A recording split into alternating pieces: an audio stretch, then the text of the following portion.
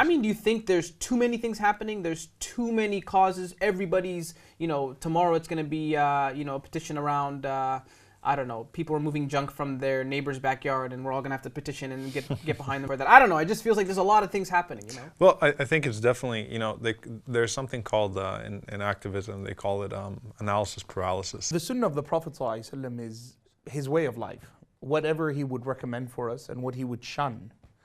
And the sunnah of the Prophet ﷺ isn't exemplified, by particular attire. So for example, I'm wearing a dishdasha or a galabiya. I'm dressed like an Arab, which is because I'm Arabic. But there's nothing wrong with wearing a suit and pants. First question for you, kind of random. Sure. Who taught you how to pray? Allahu Akbar.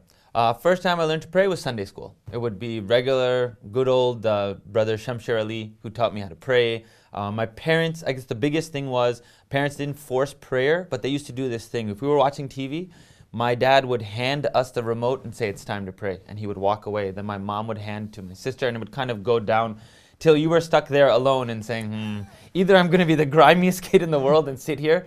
So salah was, you have to, you should, and then eventually it came on.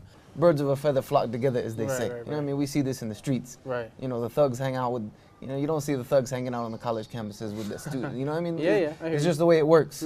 So you gotta be careful of who you choose to be your friends. I think there's a lot of people that are kind of conflicted, like for so many young people out there. Perhaps you've had friends that you've had for a very long time. Maybe there's somebody you grew up with and somebody who's kind of been with you through so many things, thick and thin. But you've started to progress. You've started to, try and become a better person. You started to try and come closer to Allah subhanahu wa ta'ala. But sometimes we feel as though the people that we were with, we don't want to leave them hanging. You know what I'm saying? We don't want to leave them behind. Sure. What would you do in that circumstance? Like, in that scenario, how would you advise a young person that maybe has some negative, quote unquote, negative friends, but wants to move on and become a better person?